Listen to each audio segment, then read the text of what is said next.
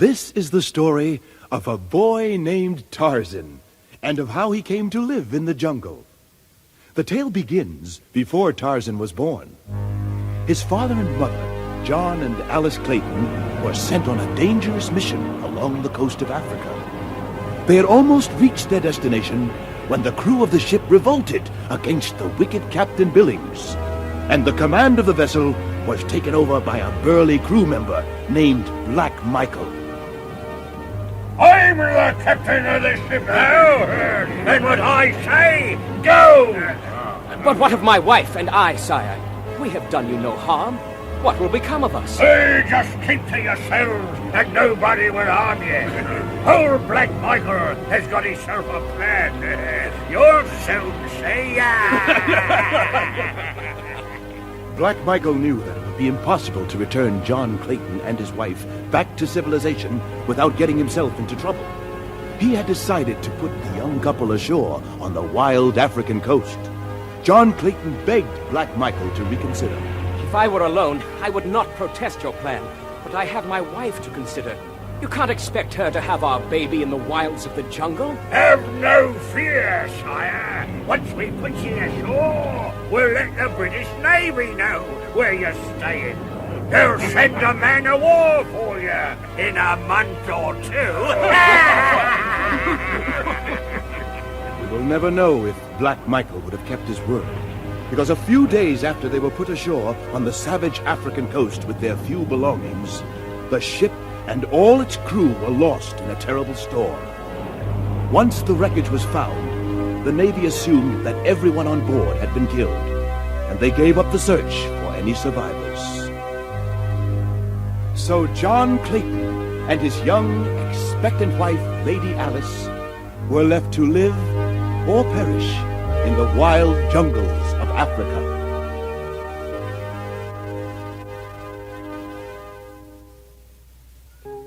Oh, John, the horror of it. What are we going to do? There is but one thing to do, Alice, and that is work. Work must be our salvation. We must not give ourselves time to think, for in that way lies madness. We must work and wait. I'm sure help will come. Once they realize that the ship is lost, they will come looking for us, even if Black Michael doesn't keep his word to us. But, John, if it were only you and I, we could endure it, I know, but... Yes, dear. I have been thinking of that, too. But we must face whatever comes bravely and with confidence. We can handle whatever comes our way. I know it. Hundreds of thousands of years ago, our ancestors faced similar problems, probably right here in these same jungles. They survived, and so will we. We can do anything they could do. Besides, we have better weapons and much more knowledge. We will make it. I promise you. I only hope that you're right. I will try my best and help in every way I can. The first thing we will need is shelter. We will need some sort of protection from the wild animals. I have a plan. Working together, they built a small and simple tree house. They cut 4 strong branches from a nearby tree and tied them together with rope they had taken from the ship. This square formed the base of the floor. Then they wove thinner branches to make the floor more solid. Some of the tropical plants that grew in the area had large, thick leaves. They used these gigantic leaves to cover the floor. The roof of the treehouse was made the same way. They covered the sides of the shelter with sailcloth from the ship. Before nightfall, their little house was complete. They moved some of their lighter belongings up into the treehouse, along with the rifles and ammunition. Well, Alice, what do you think of our new home? I told you we could do it if we worked together. It is not nearly as fine as our home back in England, but for now, it will have to do. So, John and Alice Clayton spent their first night in the jungle, high up in the trees.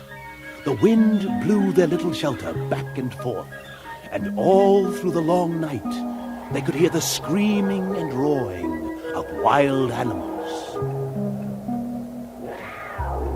Once, during the night, Alice thought she spotted something strange coming out of the woods. John, look! What is it? A man? As John turned his eyes in the direction she had indicated, he he saw silhouetted against the shadows beyond a great figure standing upright on the ridge. For a moment, it stood as though listening, and then turned and melted into the shadows of the jungle. What was it, John? I do not know, Alice. It is too dark to see so far. It may have only been a shadow cast by the rising moon. No, John. If it was not a man, then it was some huge and horrible mockery of a man. Oh, I'm afraid! As the long months passed, John Clayton and his wife learned to live in the jungle. They built a larger and stronger house, a log cabin in a clearing in the jungle. This house was not up in the trees and needed thick walls with strong doors and windows to keep out the beasts who roamed the jungle clearing at night, looking for food. Although it was far from perfect, slowly but surely, the house became their home. There was no shortage of food or water. John had brought dried pork and beans from the ship. The jungle also supplied their food. There were large, delicious fruits within their reach, and many small edible animals they could hunt or trap. The monkeys and the brightly colored tropical birds chattered and watched on in wonderment as this strange and clever new animal learned to share their world. The monkeys seemed to be the friendliest of all the jungle animals. As they grew braver, they would scamper into the clearing around the house to play. Look, John, that scamp has stolen your hat. What an adorable little monkey. Hey, you rascal! Give me back my hat. It's much too big for you. Well, I don't find it one bit funny. Give it me, you long-tailed devil. By now, the monkey was swinging from tree to tree with John's hat clutched tightly in his fuzzy little hand and screaming wildly. Soon, John's amusement turned to anger. He grabbed a long stick and was trying to knock the monkey out of the tree. Alice laughed even harder now. Give me that hat! I'll get you! Just wait! Oh, my hat! My very favorite hat! Suddenly, and for no apparent reason, the monkey stopped his chattering and dropped the hat. It tumbled down through the thick growth of leaves and landed not 10 feet from where John was standing. John picked up the hat, dusted it off, and was about to put it back on his head where it belonged when his wife spoke. How odd. You found it funny just a few moments ago. No, not the hat. The silence. Listen. John and his wife stood in the jungle clearing and, like two wild animals, strained their senses to the limit. It's eerie. All the birds stopped singing. The monkeys have climbed high into the trees. Well, I don't like it at all. Then, in an instant, faster than the reflex of a wild beast, the silence was shattered by a human scream. Ah! Oh, no, look! Charging at them from out of the thick underbrush came the gigantic man-brute which the Claytons had seen from time to time just outside the clearing. It was approaching through the jungle in a semi-erect position, now and then placing the backs of its closed fist on the ground. A great ape! As it got nearer, John and Alice could hear the deep, guttural growls. Run for the cabin and lock the door. I'll finish this fellow with my axe. John! I said run, woman! After months of relative safety, John Clayton had grown careless. He had left all his firearms in the house and was armed only with an axe for protection. The weapon was hardly a match for the gigantic ape. The ape was a great bull, weighing probably 300 pounds. His nasty, close-set eyes gleamed hatred from beneath his shaggy brows, while his great canine fangs were bared in a horrid snarl as he paused for a moment before his prey. Over the brute's shoulder, John could see the cabin door, not more than 30 feet away. A great wave of horror and fear swept over him as he saw his young wife come out of the cabin, carrying one of his rifles in her arms. She had always been afraid of guns and would never touch them, but now she rushed towards the ape with the fearlessness of a lioness protecting its young. Back, Alice! For God's sake, go back! She wouldn't listen. And just then, the ape charged, so Clayton could say no more. John swung the axe with all his strength, but the huge ape grabbed it in his powerful hand and tossed it aside as if it were a toy. With an ugly snarl, he closed in for the kill. John could feel the hot breath of the mighty ape on his face when a shot rang out, sending the bird scattering skyward. A bullet had entered the ape's back, right between the shoulders. Throwing Clayton to the ground, the powerful ape turned upon its new enemy. There before him stood the terrified girl, vainly trying to fire another bullet into the hairy body. But she did not understand the mechanism of the rifle, and the hammer fell upon an empty cartridge. The great ape leaped towards Alice. With no thought of the danger, John rushed forward to drag the ape from his fallen wife. With little or no effort, he succeeded, and the great ape rolled over on the jungle floor. The bullet had done its work. The ape was dead. Alice! Alice! Are you all right? Speak to me! Oh, it's all my fault! Alice had no marks on her. The ape had died just as it had leaped towards her. John picked her up and carried the unconscious woman towards the cabin. It was 2 long hours until she reawoke. She sat straight up in bed and looked around the cabin. Oh, John, it is so good to be really home.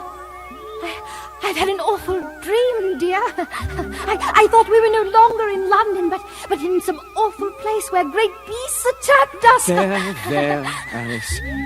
Try to go back to sleep, and don't worry your head about bad dreams. That night, a little son was born in the tiny cabin beside the primeval forest, while a leopard screamed before the door, and the deep notes of a lion's roar sounded from beyond the ridge. Alice never recovered from the shock of the great ape's attack.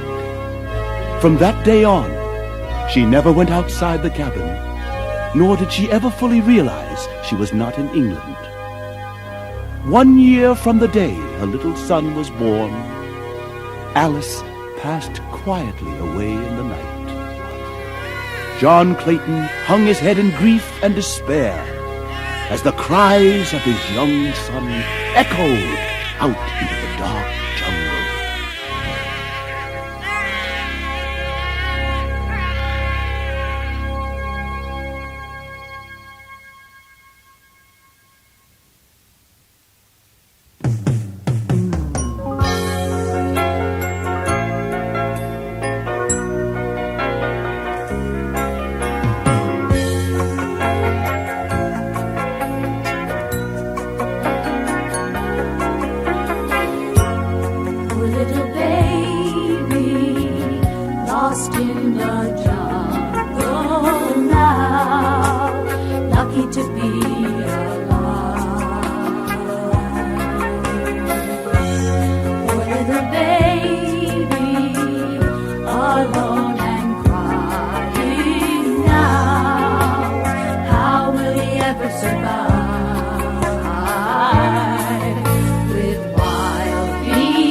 Howling outside the door.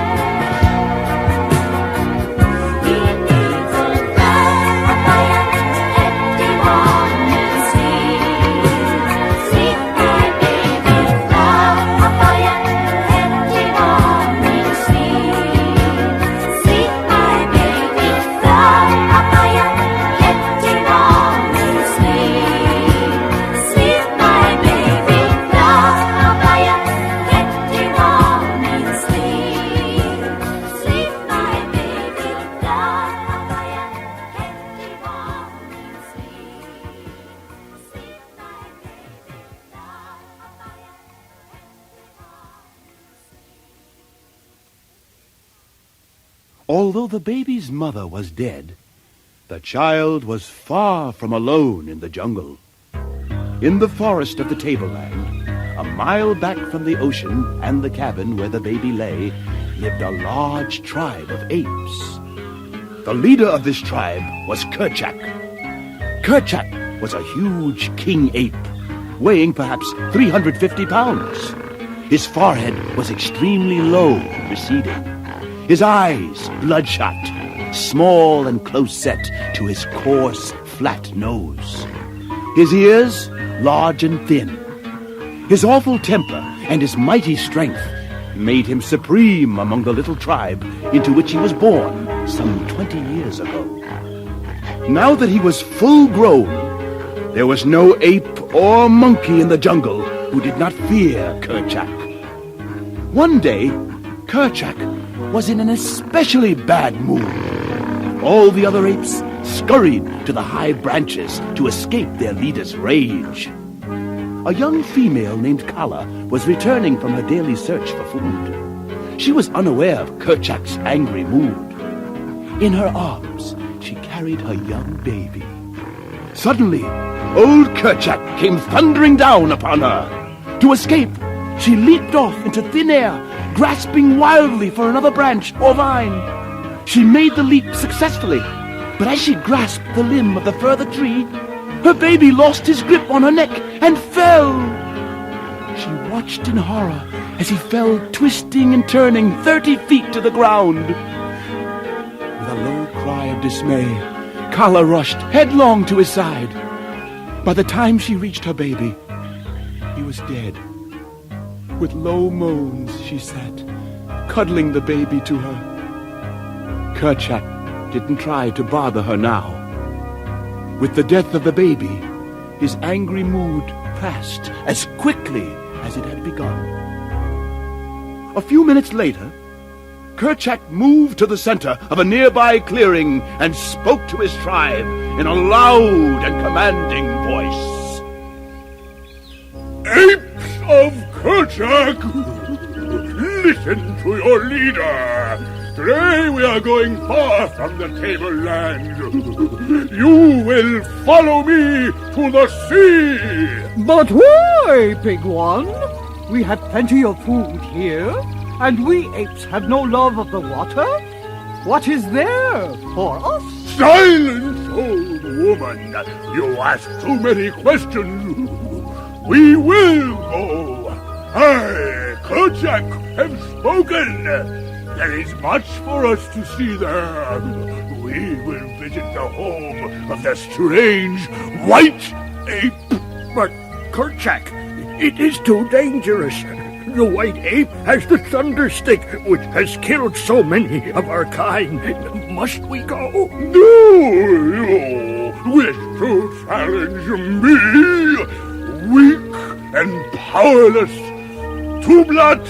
Would you like to feel my fangs upon your skinny neck? Is this what Two-Blood desires? No, Kerchak, but if only Quiet, you... husband, or I will have a dead maid as well as a dead baby. Kala speaks wisely, Two-Blood. At least someone in the family has some sense. Apes of Kerchak, follow your great and powerful leader to the sea! To the sea!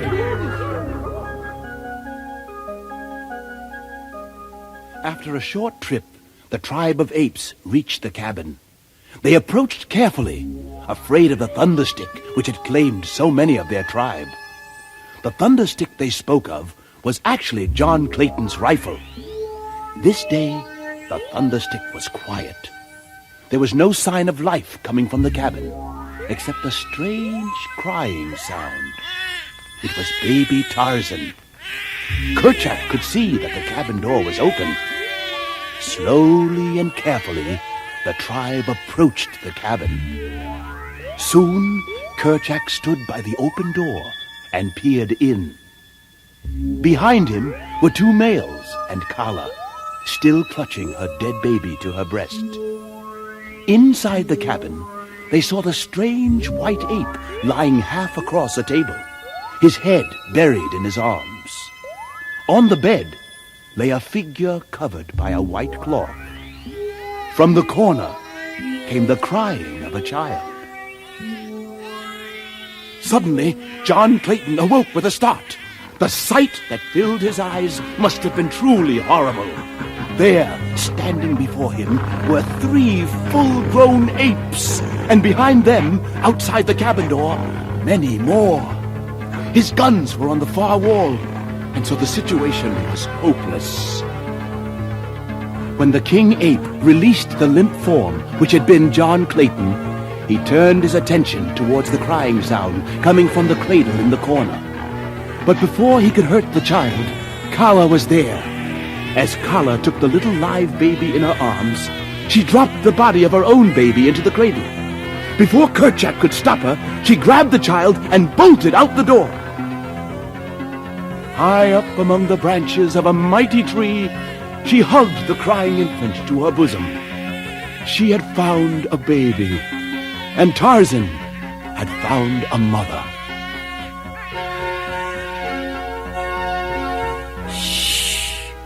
Quiet, little white ape. The Kerchak will find us here in the trees. Kala will protect you now. You and I were meant to find one another, I think. You have no mother, and I have lost my child. We have much to share with one another. But what shall I call you?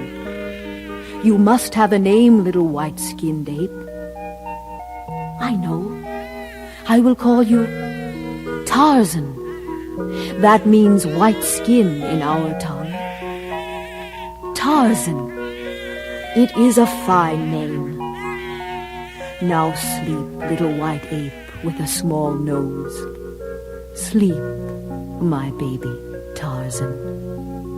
Shh. Sleep. Sleep.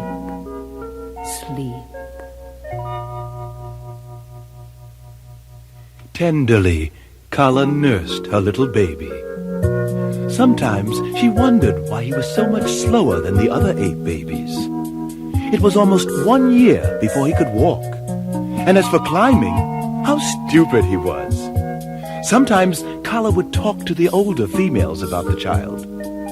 Their conversations must have sounded something like this. So, dear Kala, how old is that strange little baby now?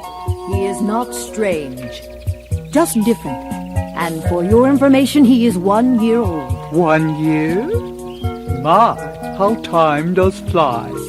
It has been a whole year since the day you found him in the cabin of the white ape, and still he cannot feed himself. My little Mona is already out gathering bananas and swinging in the tree vines. But then, she is a normal, excuse me, dear, I meant to say, healthy girl. Tarzan is normal and healthy too. He is just a little slower than the others. But what he lacks in speed, he more than makes up for in intelligence. My little Tarzan has a great future ahead of him. You will see. I hope for your sake that you are right, Kala. A slow child can be such a burden and a danger, not just to himself, but to all of us. Have no fear, old woman. I will care for my Tarzan, and you will live to regret the day you doubted his abilities. Kala's husband was named Tublat, which means broken nose. He did not like the baby white ape at all. If it wasn't for Kala's constant attention, he would have put the baby out of the way long ago. He will never be a great ape. Said Tublat in a gruff voice. Always you will have to carry him and protect him. What good will he be to the tribe? None. Only a burden. Let us leave him quietly sleeping in the tall grass, that you may bear other stronger apes to protect us in our old age. But Kala would not listen to her husband's suggestions. Never, broken nose. If I have to carry him forever, so be it. This child is mine. Tublat went to Kerchak and urged him to use his authority to force Kala to give up little Tarzan. But when Kerchak spoke to Kala about it, she threatened to run away from the tribe if they did not let her live in peace with her child. This is one of the rights of the jungle folk, to live apart if they choose to. Because Kala was a strong-limbed female, they did not wish to lose her, and so they bothered her no more. And so the years passed, and the baby Tarzan grew. As Tarzan grew, he made rapid strides, so that by the time he was 10 years old, he was an excellent climber. And on the ground, he could do many wonderful things, which were beyond the powers of his little brothers and sisters. He was different from them in many ways, and they were often amazed at his superior cunning. They were stronger and larger than Tarzan. By the time the apes were 10 years old, they were full-grown and stood over 6 feet tall, while Tarzan was just a half-grown boy. But what a boy! He could swing through the treetops with his brothers and sisters. It was easy for him to jump into space and grab a vine out of nowhere. He could drop from limb to limb, falling 20 feet at a time. Fast as a squirrel, he could climb to the top of the tallest tree in the jungle. Although he was only 10, he was already as strong as a man of 30, and far more agile than any athlete ever becomes. And day by day, his strength was increasing. He was 10 years old before he realized the difference between himself and the fellow apes. Suddenly, he was ashamed of his little body, which was burned brown by the hot sun. You see, he had no hair on his body. Tarzan thought he looked like a reptile or a snake. He tried to hide the fact by covering his skin with mud, but it dried and fell off. In the hills, high above his homeland, Tarzan first saw his face in the still waters of a deep blue lake. It was a hot day, and he and one of his friends had gone to the lake to drink the cool water. As they leaned over, Tarzan saw his reflection. He was horrified. That tiny slit of a mouth, and those thin lips and puny teeth. How weak they looked compared to the thick lips and powerful fangs of his lucky friend. And that little pinched nose. His friend had a thick, wide nose, which spread halfway across his face. How wonderful it must be to be handsome, thought Tarzan. He and his friend were so busy, they did not hear the rustle of the tall grass behind them. There, coming slowly and quietly towards them, was Sabor, the great lioness. She moved on padded paws without a sound. She was within 10 feet of the two fellows as she drew her hind feet up under her body. She was almost ready to spring. Suddenly, she let out an awful scream and leaped toward the young boys. Sabor used her scream to momentarily paralyze her victims with terror and acquire an advantage. But this trick did not work on Tarzan. His years of jungle living had taught him to meet emergencies with speed and action. He was smarter and faster than the apes. While his friend trembled just long enough for Sabor to strike, Tarzan sprung into action. Although he had never been in the water before, he dove headfirst into the lake to escape the lioness. Tarzan's friend was not so lucky, and Sabor carried him away back into the grass. Tarzan was surprised to learn that he could swim by running in the water. From that day on, Tarzan never missed a chance to cool off in the water of a stream or lake. None of the other apes would join him. They were all afraid of the water, and so Tarzan discovered he could add another power to his ever-growing list of skills. Tarzan loved to play mischievous games, especially on Tublat. Tarzan knew that Tublat did not like him very much, and the feeling was mutual. From the safety of his mother's arms, Tarzan would make faces at Tublat. One day, Tarzan discovered that he could make rope by twisting the grasses together. From that day on, he was always tripping Tublat or attempting to hang him from some overhanging branches. The wanderings of the tribe often brought them near the little cabin where Tarzan was born. To Tarzan, this place was always a source of never-ending pleasure and mystery. He would peek into the curtained windows or climb upon the roof and peer down the black depths of the chimney in vain endeavor to solve the unknown wonders that lay within those strong walls. The story of his connection with the cabin had never been told to him. The language of the apes had no words to describe what they had seen inside the cabin. So before Tarzan was old enough to understand, the subject had been forgotten by the tribe. Only in a dim, strange way had Kala explained to him that his father had been a white ape. He did not know that Kala was not his mother. One day, as Tarzan was fiddling with the door to the cabin, he accidentally found the right combination, and the door swung open. At first, he was afraid to go inside, but after a few minutes, he ventured in through the doorway. In the middle of the floor lay a skeleton, and on the bed lay another, smaller set of bones. Inside, a small cradle was a tiny skeleton.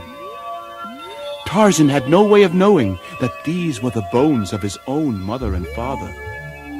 He examined many things in the cabin carefully. Strange tools and weapons, books, paper and clothing. He opened the chests and cupboards. In one drawer, he found a sharp hunting knife. Almost immediately, he cut his finger on the blade, but this did not stop him. The knife is sharp, thought Tarzan. Sharp and dangerous. Tarzan used the new weapon wisely and carefully. With it, he fought and defeated many powerful animals in the jungle, including a battle in which he destroyed Sabor, the lioness. He skinned the mighty beast and took the hide back to his tribe to show what he had done. Look, apes of Kerchak! See what Tarzan, the mighty killer, has done! Who among you has ever killed a great lioness like Sabor? Tarzan is the mightiest among you, for Tarzan is no ape. Tarzan is... But there he stopped, for in the language of the apes, there was no word for man. The tribe had gathered around to look at Tarzan's proof of his amazing strength. Only old Kerchak hung back, nursing his hatred and his rage. Suddenly, something snapped in the wicked little brain of Kerchak, the king of the great apes. With a frightful roar, the savage beast sprang among the assembled tribe of apes. Frothing and shrieking in the insanity of his fury, Kerchak looked about for the object of his greatest hatred. And there, upon a nearby limb, he saw Tarzan sitting. Come down, Tarzan! Come down and feel the fangs of a greater killer! You mighty fighters, fly to the trees at the first approach of danger! Quietly, Tarzan dropped to the ground. Breathlessly, the tribe watched from their lofty perches as Kerchak, still roaring, charged the relatively puny figure of Tarzan. Kerchak stood nearly 7 feet tall when he stood up on his short legs. His enormous shoulders were bunched and rounded with huge muscles. His back-drawn, snarling lips exposed his great fighting fangs, and his little, wicked, bloodshot eyes gleamed in horrid reflection of his madness. Awaiting him stood Tarzan, himself a mighty muscled animal, but his 6 feet of height and his great rolling muscles seemed pitifully inadequate to the battle which awaited him. But despite his smaller size, Tarzan was not afraid. I am ready for you, Kerchak. You are strong, but Tarzan is stronger. You depend only on your brute strength, but Tarzan has a weapon more powerful than sheer force. It is intelligence, something you do not understand. It sets us apart. It always has. You have laughed at this little white ape since birth, but now we will see who laughs last. Tarzan's taunt made Kerchak even madder. Words! Nothing but cheap words! Fight me, you weakling! You coward! You puny little white ape! Fight Kerchak the Great! Kerchak the Killer! Fight! As Kerchak's last words echoed through the jungle, he and Tarzan were upon each other in battle. Tarzan had pulled his sharp knife from its sheath and answered Kerchak's curse with a blood-curdling scream of his own. Tarzan was too smart to let those hairy arms grab him. As their bodies were about to clash together, Tarzan grabbed one of Kerchak's strong wrists and, springing lightly to one side, drove his knife to the hilt into Kerchak's body, just below the heart. Kerchak screamed in pain. Straining the ape-man close to him, his great jaws sought Tarzan's throat. Tarzan responded by grabbing Kerchak's strong throat before the cruel fangs could close on his sleek brown skin. On and on they struggled, Kerchak trying to snuff out Tarzan's life with those awful teeth, while Tarzan tried to close forever the windpipe of his enemy. The greater strength of Kerchak was prevailing, and his sharp teeth were not much more than an inch away from Tarzan's throat when, with a shuddering tremor, Kerchak's body stiffened for an instant and then fell limply to the ground. Kerchak was dead. Withdrawing the knife, which had so often made him the master of muscles mightier than his own, Tarzan of the Apes placed his foot on Kerchak's neck. Once again, a loud yell rang through the jungle. It was the wild roar of the conqueror. The smaller human, by using his superior intelligence, had defeated the mighty Kerchak and become Tarzan, King of the Apes.